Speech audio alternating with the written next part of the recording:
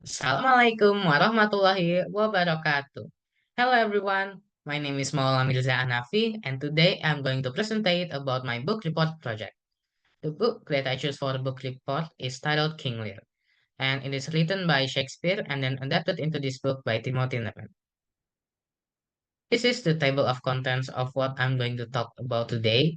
First, introduction. Second, settings. Third, characterization. Fourth, themes. Fifth, culture. Sixth, moral value. Seventh, action. Eighth, conclusion. First of all, introduction. Like I said before, Shakespeare is the original writer of this story. And then Timothy Chapman, a professional children's book writer, adapted the story into this book. This is the brief summary of the book. King Lear tells a story about a king who defies his kingdom to his deceitful daughters Goneril and Regan while disowning his son's daughter, Cordelia. As Lear descends into madness and homelessness, Cordelia's husband invades Britain to restore order. Next, settings. This story takes place in medieval Britain, and there are three places that the story mainly focuses on. First is Lear's Palace, the place where the king resides. Next, Gloucester Castle, home to Earl of Gloucester, and the open countryside, the place where the rest of the story takes place. Characterization. There are a lot of characters in this story, but I will only mention the important ones. First, King Lear. He is a great leader, but he never thinks of his action. Then Cordelia, King Lear's youngest daughter, and she is honest.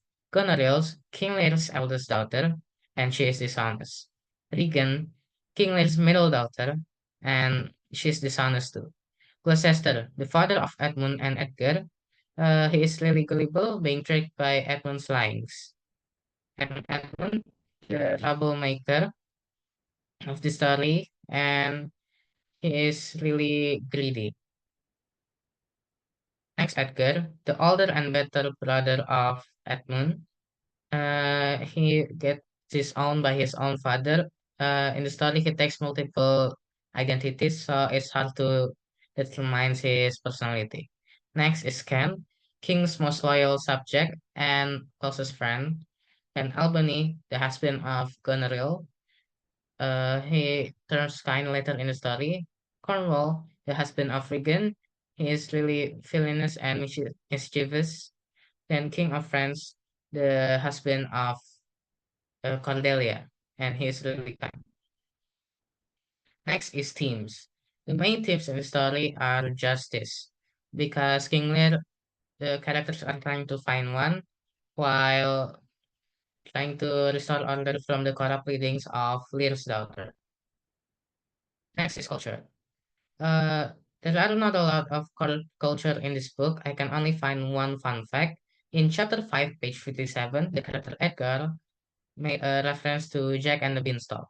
Fee, fee, fo, fum, babbled Edgar. I smell the blood of a British man. That is a reference to how the giant speaks in Jack and the Beanstalk. Moral value. The main moral value of the story focuses on the lesson of your action speaks louder than your words itself. The lesson reflects on the saying of Imam al-Nawawi, which means everyone who wants to speak should think about it first. If what they say contains benefits, then go ahead. If not, then it is better to remain silent. Next is action. One of the main problems of the story is dividing the shares of wealth and kingdom to each of Lear's daughter. In the story, King Lear decides to share his wealth by saying who can confess the most love to him. My solution is if I were the one in that situation, I will be more careful at choosing who gets the most shares and probably will ask someone else's opinion for backup. Conclusion. The story is a 4 out of 5 stars for me because the story hooks the reader with a great plot and base in the beginning. There are also a bunch of intense moments in the book. Uh, but it has, but sometimes in the story it gets a little confusing. But in the ending, the author did a great job at tying all the plots. That's all for my presentation today. Thank you for listening. Wassalamualaikum warahmatullahi wabarakatuh.